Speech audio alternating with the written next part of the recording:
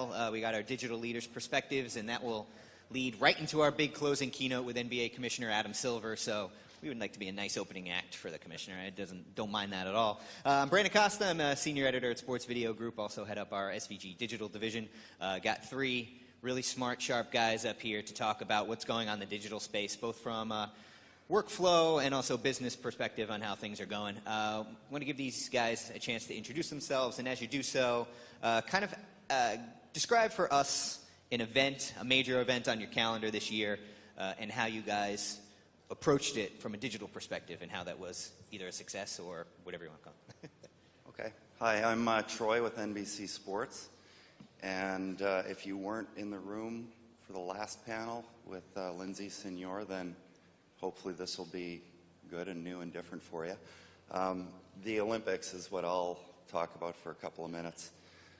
Lindsay spoke about the social video success that we had around the Olympics.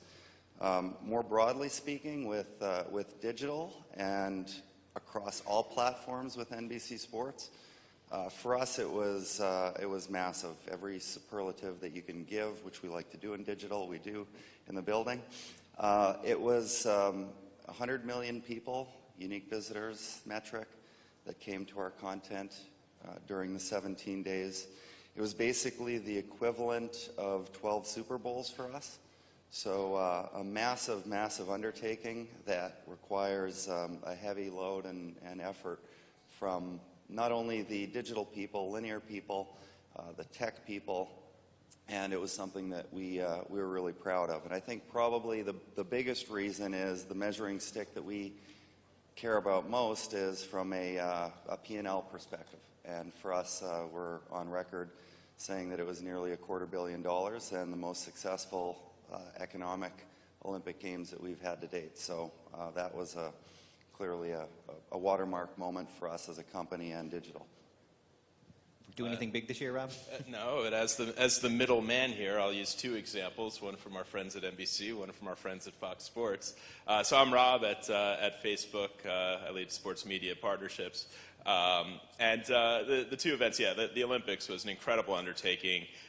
Troy's team, Lindsay, certainly shined bright. But what people don't see behind the scenes is we probably had 15, 20 people in Rio supporting NBC Sports throughout the entirety of the events, and it was tremendous. Reaching a mass audience, over 160 million Americans consumed NBC Sports Olympics content during those days. And the strategy, which was everything ranging from incorporating some of the conversation and interactiveness onto the broadcast, but also having the talent active and participating in conversations with people at home was very powerful. And similarly, on the Fox side, there's many examples we could highlight. I think the World Series is one of the better ones.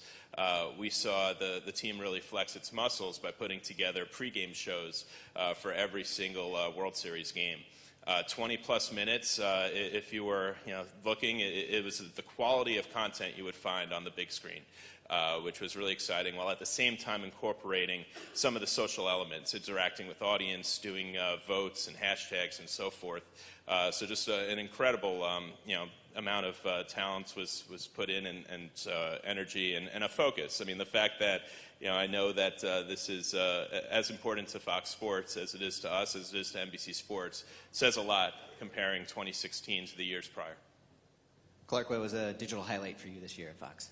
As Rob highlighted, the World Series was huge. I mean, it was a big one, and a little bit of lightning in the bottle, obviously with the Cubs. A lot of lightning in a bottle, I should say, with the Cubs.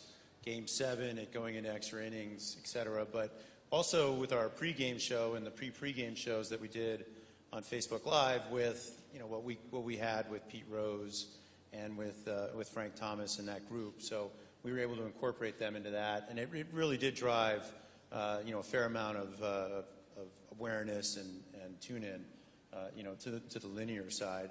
I'll mention that World Series was, just an amazing World Series, and our numbers were, great. But we had a lot of fun this summer doing the Copa tournament, the Copa America tournament, and the beauty of that one is that we're taking in multiple feeds and able to make those available on Go. So we're doing a little bit more than just the traditional linear simulcast. We're able to offer a deeper, longer experience to the users, and those are the things that we're really focused on right now. And so that was a good success story for us because it helped us drive some more, obviously, impressions and sell some more ads, but give viewers a broader opportunity to consume content.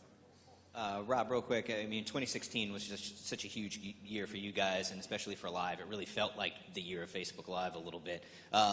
Level with us a little bit. This is a friendly, we're all friends here. Were you surprised at all by just how much of a shift it kind of brought to, we can talk about sports specifically or just kind of the industry in general. Did you think you had a tectonic shift kind of thing on your hands, or have you been surprised at just how impactful it's been?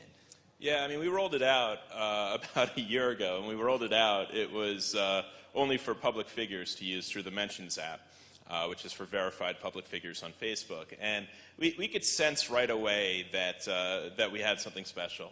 And I thought Mark Zuckerberg came out right away and was very honest with the world when he said, this is a big deal.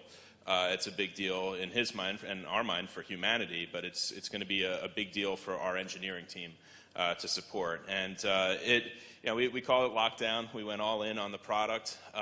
Just about everyone, over 10,000 people were working in some way on this product. For me, it was having meetings with our friends at Fox, NBC, ESPN, Bleacher, and so forth, trying to educate them on it, how to utilize it. We went from literally people being able to use it from their phones to suddenly APIs allowing John Entz to get his hands dirty and put together some incredible productions with the support of guys like Matt Schneider. And what we saw at NBC was remarkable. I mean, that was creating a studio in the middle of a village, and also, no one would know this, in the middle of a hotel lobby, which was pretty remarkable. So, was it a surprise for us? I wouldn't say it was a surprise. We've seen major shifts. Remember, this is the same company who, 3 years before the trend began, said we're all in on mobile. So we tried to understand what picks to make and go all in on it. I think the only thing I'd say right now is I truly believe this is just the beginning. I mean, we're going to look back at this as a stage of infancy, in my opinion. I think there's still a ways to go in number one, on our end, building it out, coming up with more production tools that would allow the creatives to do even more great work with storytelling, but also making the experience of consuming the content even more social to further differentiate the content from what you would get on a broadcast on television. So just the beginning stages, but really excited about where it is right now. Clark and Troy, when you're in digital, then the next big thing is a dime a dozen. You got people pitching you stuff all the time. But when Facebook Live became a reality and something that you were able to do, how did you and your teams adjust in 2016, start to make decisions of what we want on our platform, what we can migrate to Facebook Live, and when did you kind of come to the realization that this is kind of a game changer for us? Let me start with Troy. We've done so with great difficulty, actually, because there's with most of the things that we do, there's no textbook that says here's how to do it. You figure out a lot of it on the fly. You try to take a step back and not get enamored and in the weeds of all the details with something, and you say, okay, just because you can do it doesn't mean you should. Do it for the right reasons. Put together a strategy, put together the plan. And so that's what we did, and we've got a great relationship with Facebook and Rob and the team there.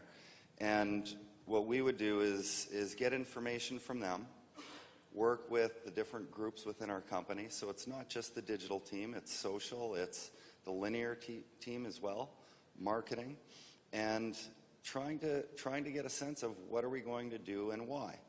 Are we doing it because it's a revenue generator? Are we doing it because it's an audience initiative, an extension of the brand? Are we doing it because it's a strategic play or some combination of all three? And once you put your plan in place, it's like someone said to me the other day. It was the famous Mike Tyson quote: "It's great to have a plan until you get punched in the face." It's good to have a plan with the Facebook Live and a lot of the things that we do, but until you actually get out there and do it, you don't know how to react. You don't know what's going to work.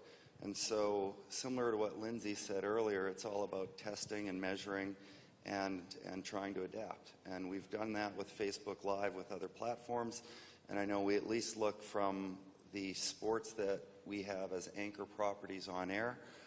We've got an extension of that strategy that applies to Facebook Live, and we do at least a couple a week across each sport.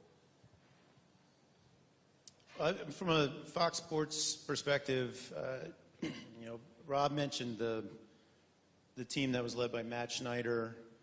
They were the ones that really ran with this and did a great job with it. I mean, it's something that takes the traditional broadcast infrastructure and needs help from them in order to make something like that happen. But then it's also these layers of new technology that are somewhat foreign to the TV, the live truck environment. So it's an very interesting thing to watch come together, especially in a sort of a traveling circus like a World Series where you're going between multiple locations in a short period of time. And the credit really goes to Matt and his team. They did a fantastic job. And the collaboration with Facebook, I mean, for us, that's clearly a monetizable opportunity with the size of the audience that and the interest that's in that. And the real challenge is how do you do this on whether it be a daily or an event by event basis where it can start to make sense for something lower down the totem pole, if you will, from a World Series. I think that's what we have to figure out now. Sure. Troy and Clark, for you guys, and Rob, feel free to interject as we go along. I'm interested for you guys to kind of outline where digital's place is in each of your companies. You're both from traditional linear broadcast organizations, and over the years, digital has really muscled itself to the table. So when you're planning major events, the saying was always content is content, everything's the same, it's all just videoed no matter where it goes, and that's kind of worked in practice in some ways and hasn't in others. So what's kind of the state of digital at your company today? Do you feel that you are getting the fair shake and the fair say that you guys deserve? And remember, we're live streaming this. Yeah, what my perspective would be, let's use the Thanksgiving analogy, and we're now sitting at the adult table, which is great. It's not the little kids table off to the side. That I think it's not an NBC Sports thing. It's just an industry-wide thing. Yeah. We like to set aggressive goals, and we've done a nice job within digital of achieving those goals over the last few years. But when you do take a step back, when you look at the Olympics, for example, or a handful of the other sports, basically it's consistent in that if you look at our total audience measurement from an event-to-event perspective, as proud as we are of what we do in digital, and we all take victory laps about how we see these tremendous year-over-year growth rates, we're still a small percentage of that overall total audience. And we're call it well under 5%, probably closer to 1% in terms of what television does for the overall business. So let's not forget about that, and we always remind ourselves about that. But in terms of the collaboration, the communication, the consistent goal setting, I think that all comes from leadership, and Mark Lazarus is the only NBC Sports executive I've worked for. He's been spectacular, Rick Cordell as well, in terms of really pushing the envelope across digital. And it's not just something that we've done in 2016, but this has been, at least in the 5 years that I've been there, a real dedicated plan, and it's worked out well. Clark, I mean, Fox Sports has made a strong commitment to digital over the last few years. How does it kind of fit into a larger ecosystem? I mean, it goes hand in hand. There's, in the older days, 3-4 years ago, it certainly wasn't as big of a focus, but, Troy's, adult table analogy is pretty good. I will say that the kids' buffet is sometimes better, but, sometimes you get the mac and cheese, the fried food maybe, but, yeah, it's important, and I think for a while we were seen even internally as like a fad or something like that, but even at 1 to 5% of the linear audience, that's a pretty good sized audience, especially when you're looking at really big events. When they're doing the Olympics, when we're doing the World Series, we're doing the Copa, we'll do the World Cup next, in 2018. I mean, going to be some big audiences. So forgot the Super Bowl. The Super Bowl is in the middle, but I mean that's a whole separate. episode of Oprah. But it's huge. So I mean, you know, we're in the middle of all that planning, which is a lot of fun, and you know, it's interesting to see how high up the totem pole we're climbing, which is good. Now, Rob, you're directly in sports media partnerships, so how have you seen people you're having conversations with kind of grapple with these problems? Yeah, I mean, the conversations have certainly escalated. I remember when when I first came in a few years ago, there was a phrase called social jail, which literally meant that the conversations would typically start and end on the social team. And also we've seen a major shift. I mean, not just like one media partner, just about every media partner. Probably like 5 years ago, it was classified under marketing. Now social media is a combination of audience development, content, distribution, and marketing as well. So you're starting to see a lot more people get involved, and the conversations are definitely escalating as far as the people that we're talking to in each of the media companies. So I think it's exciting. I think a lot of them, the media executives around the world are looking at Facebook amongst other social and digital platforms as potential opportunities in the years ahead, and those are conversations we're excited to have. You alluded to this a little bit earlier, Rob, the importance of designing for mobile first these days in sports. The best example that we've seen over the last few months is what the NBA is doing with NBA League Pass and its NBA mobile view. Heard a little bit about it from Steve Helmuth earlier. I'm sure the commissioner will get into it in a little bit. How much has that become a part of the conversation at your offices, starting with you, Troy? Are you, across the board, thinking digital first, or not digital first, sorry. Obviously, you're thinking that first. Mobile first in your conversations in website design, how content looks, how you create content, what it ultimately looks like at the end of the day? We've been saying it. Whether we actually have been doing it is another question.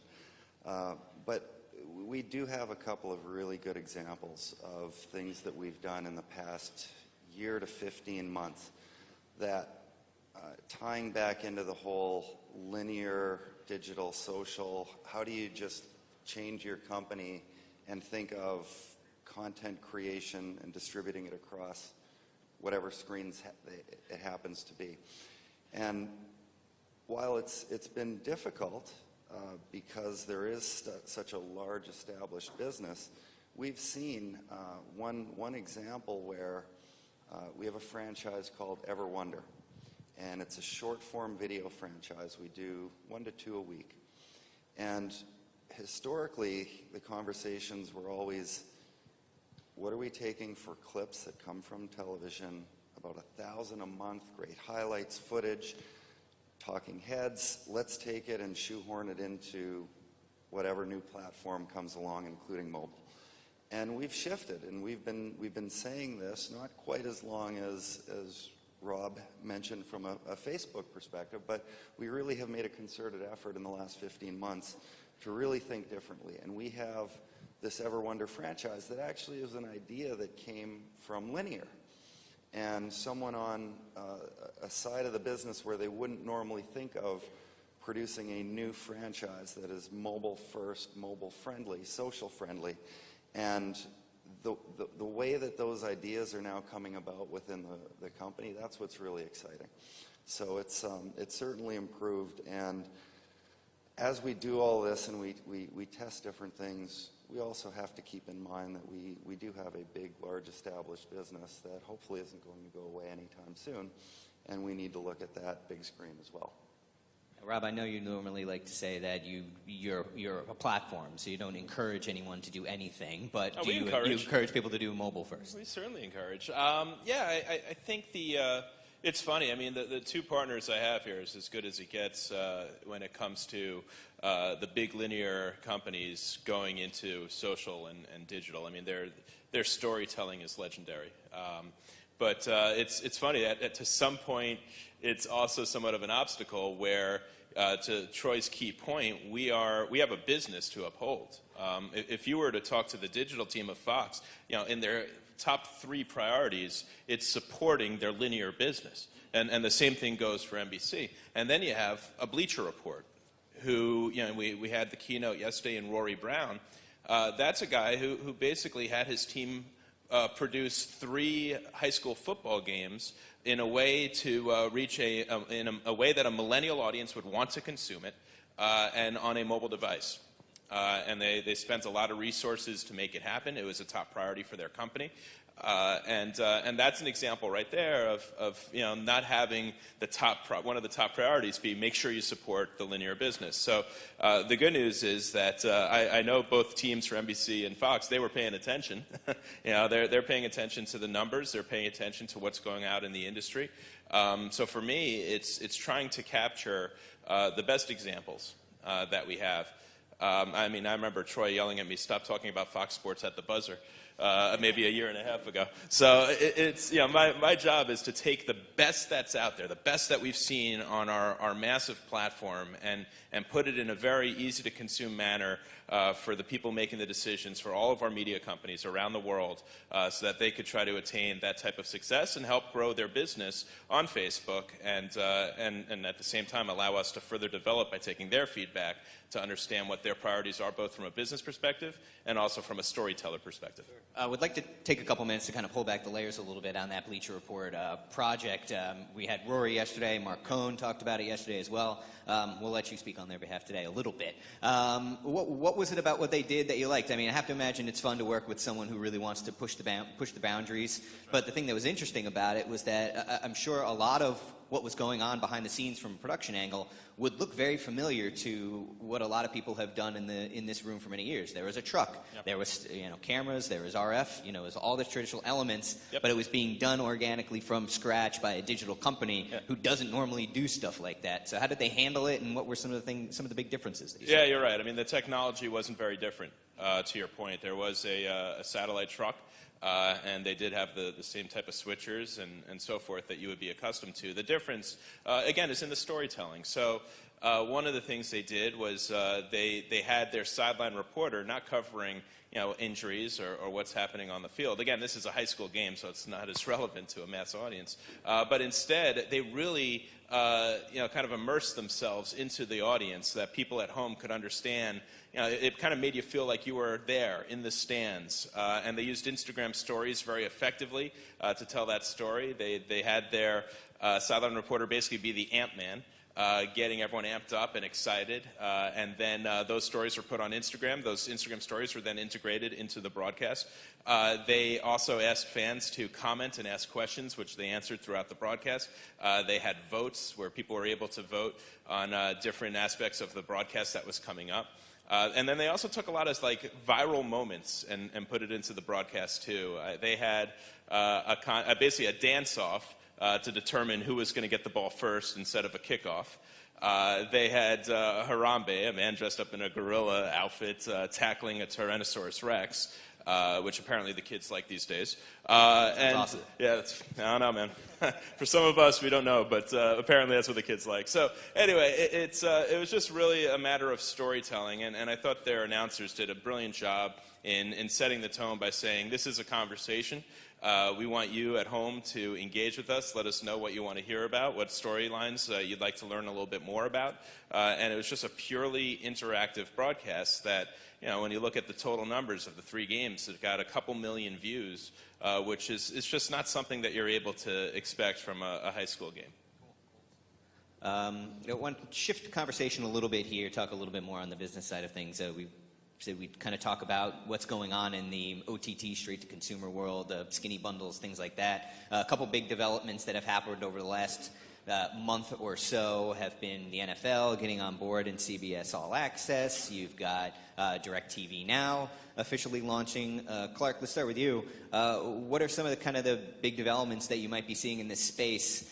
Users have long said, and there are studies out there that say sports is kind of the last thing that's keeping the cord tethered to some people.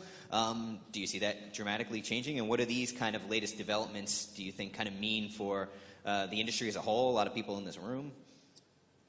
It's obviously it's more choices. The users now have more choices. If you're a fan of specific AFC football teams that play on CBS on Sundays, you can pay $6 a month and you can see those games, and that's great. It's a straight linear pass through. They're not doing any digital ad insertion, so it's pretty straightforward. Somewhat similar to what Twitter's doing on Thursday nights when they do the game. So, look, there's more opportunity, there's more exposure there. I think you'll continue to see more and more of these choices. There's the DirecTV Now product is out there. Sling TV's been out for a while now. There's a Hulu product. Comcast has got something that they're testing right now. So, yeah, I think you'll start to see more and more of that, and we might see the bundle come back a little bit, and we might see those products rise. But at the end of the day, if you're a sports fan that is likes big events, you're going to have a hard time piecing together everything in order to see that content. You can't see the World Series, you can't see the NBA Finals, you can't see the NHL, the Stanley Cup. So the Super Bowl is a little bit different because you can get to it through Fox Sports Go, for example, and authenticate it. But you're still going to need that if you're a sports fan.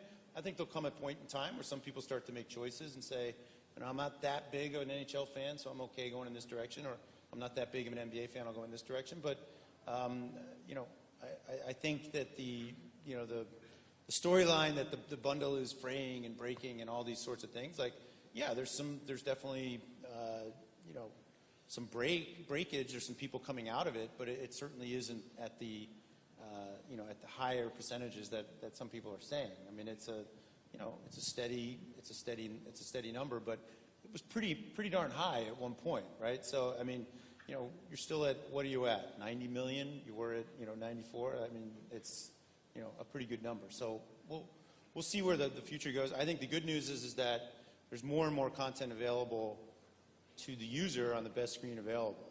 And, I think that's a good story, and I think that's a good development, so that will create more competition, and it'll create more products, and I think we'll see, more and more opportunity for users to, kind of choose their own adventure.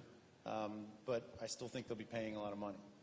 As we continue that conversation, I'll come to the audience for questions in a bit, so have those ready. Troy, any thoughts on where we're going in that world? Well, it's a fascinating time, and there are certainly opportunities. There are challenges. It depends on what side you're looking at it. As a content producer and distributor, for us, it means that it should help from the standpoint of, if there are new ways to distribute our content, that's great. And if it's easier for the consumer to come in and out of and have access to that content, maybe the switching costs are a lot lower, there are less hardware set-top box type commitments. If that helps with the consumer and the ultimate audience, then hopefully that helps us. But again, to try to look in the crystal ball and see what exactly is that going to mean for us, I think we all wrestle with that. But there's certainly never a dull moment. I think the talking OTT specifically, we at NBC Sports launched this year an OTT product that we're branding as NBC Sports Gold. And what we have as part of that product right now is cycling focused. We also will plan to have some additional sports verticals in there. But what you're seeing is, we're not rushing and looking to repackage what we do and take big chunks of content and make them available over the top. That's not the way we roll. I don't expect that we would. But what we do is we find, to Clark's point, there's more choice now. And certain niches that may have been underserved, that through this product, we may be able to serve them better. So, Rob, when are you guys jumping in? Yeah, I mean, they were both being nice, talking about the big industry that they have, and not mentioning that we have yet to really provide a real alternative right now, which is true. They are not able to have the type of business that they have on linear on Facebook today, and that's a challenge for us. It's something where it's a challenge we're excited about, but we need to step up and continue developing new ideas and new products to be able to better support that industry. I think it's a no-brainer as far as Facebook playing a role with linear. Being able to reach an audience that you would not otherwise be able to reach in real time is something that would have been unfathomable 5 years ago. But now and Copa Centenario, one of the great examples, as is the entirety of the Olympics. Yeah, that was an incredible experience where you had Rachel Bonetta, one of the rising talents for Fox Sports, going live with a pregame show, and then in-game, the biggest moment of the finals in the Copa was a penalty kicks, and she was going live, and that was actually the biggest audience she had on Facebook the entire time. And I assure you, people weren't just watching Rachel Bonetta's reaction as the first screen. I promise you that. So it's definitely a great way to still drive people to the broadcast on the big screen. But it's also a key focus of ours to make this into a real business, to make this into a real alternative, to put the best content in the world on our platform I mean, we know we have the massive audience, but what we need to be able to do is support the business better, and that's something we're going to try to do. Any questions from the audience for these guys? Yes, Christian down here in front. Mike's on its way. Thanks. The question is for Troy. It's about 14 months to the next Olympic Games, and next 3 are in Asia. So you're looking basically at a time frame that the games will actually be going on here on the East Coast from about 9 p.m. to noon the next day. How do you see that being in the digital world? Will something like the Gold Zone be on overnight for 9-10 hours at night at that point? From say 11 at night to like 9 in the morning. Do you see things like that? How is that going to impact the amount of traffic that you have for the next 3 games? It's a great question / observation. We are working diligently to try to figure out what is the best decision for us as a business. But clearly, when you deal with time zone changes, that hurts what you can do from a scheduling standpoint. What expectations you may have for people in the middle of the night to tune in. I think that what we will do, and consistently we've gotten more and more aggressive, is to basically stream as much as we can and give as much choice as we can. One thing that you saw in Rio, and now the number of events differs summer to winter, but we had up to 50 concurrent streams going on during the Rio Games, which is something that was mind-boggling to think 5 years ago. As we look ahead a little over a year from now, how do we maximize it? We're not quite sure, but clearly the expectation would be that it'll be more difficult to get people to tune in the middle of the night. From a digital standpoint, which is what I'm charged with trying to help focus on, it could be a good thing. Right? It could mean that if we work on some program where you can alert people or set an alarm and get them to watch and immediately look on their phone while they're rolling out of bed. I mean, that type of thing could help. But yeah, I believe it certainly will be a challenge with the time zone relative to the luxury that we had with Rio this year. Anybody else? No? Okay. All right. I got a couple more for you guys. We're kind of in an interesting time here in that over the last couple of years, you've got linear brands that are trying to make an impact in the digital world, and you've got really aspirational digital brands that want to excel in the linear world, whether it's a Vice or a Bill Simmons or something like that. When you see each side trying to play in the other's sandbox, any lessons that you've kind of picked up along the way of what does or does not work and you're seeing those brands kind of do? I mean, Rob, you probably see a lot of those types of crossovers. I've got no comment on Bill Simmons. Yes. You might be the only one. Yeah, I mean, I do remember a conversation I actually had with someone on the social and digital team at Fox about 2 years ago where or maybe it was actually a year ago, they were doing some Super Bowl content. And the numbers were just ridiculous. It was something like over the course of that week, Fox Sports had over 75 million views and reached over 80 million people.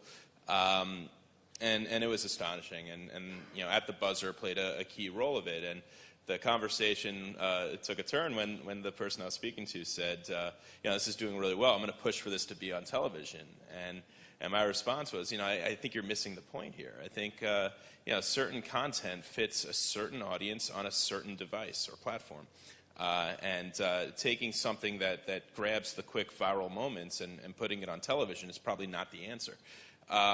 And so that, we've seen a lot of examples of that. I still think, television's going to have big numbers. There's a set number of stations that you have.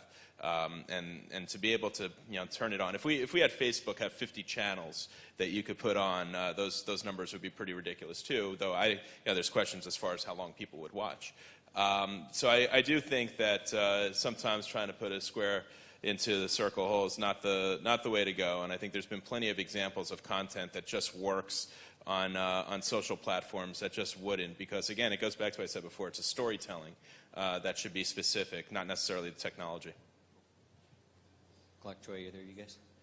The piece that I'll add is we're at a company that we don't like to stand still, so we do a lot. And what's important to us is also finding good partners, investing or acquiring companies.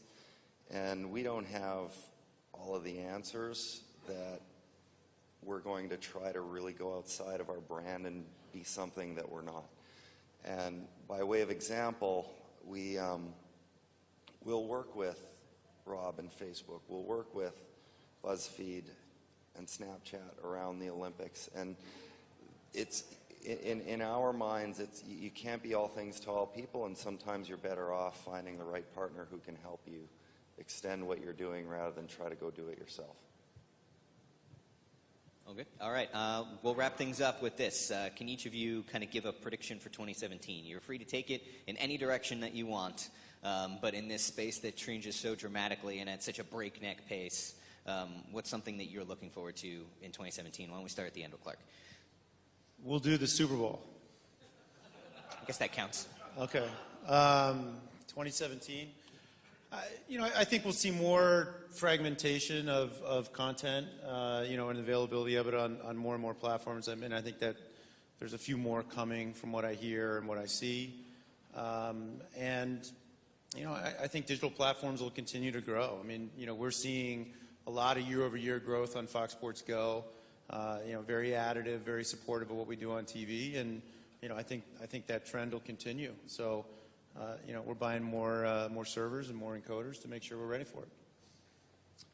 For us, I'd say the video tab is one of the more interesting things for this industry to focus on. So for 98% of those who have an iPhone, you now have a little button on the bottom of your Facebook app that has a play button. When you click that, all that you see within there is video. And I think that's our blank canvas. That's our opportunity to think about how to program video for humanity, how to have content that resonates with different audiences. And we've seen a little bit of everything. We've seen some very well-produced content around the World Series.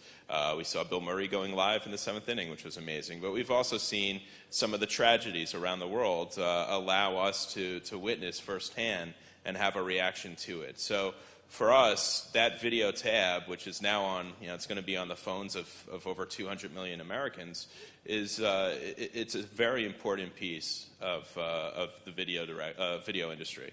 And hopefully over the next few months, we'll start to get a better idea of how to program it, what type of content should be in there, and what type of opportunities that will lead to for media companies around the world. Troy, wrap it up. From an industry perspective, I'll borrow one from, I think it was John Oran said, Sports Business Journal yesterday, seeing what Amazon does in the space, that is really intriguing. From a NBC/personal level, I'd love to see NBC Sports covering the Philadelphia Flyers win the Stanley Cup this spring. And if not the Flyers, then any team from Canada who has not won a championship since 1993. So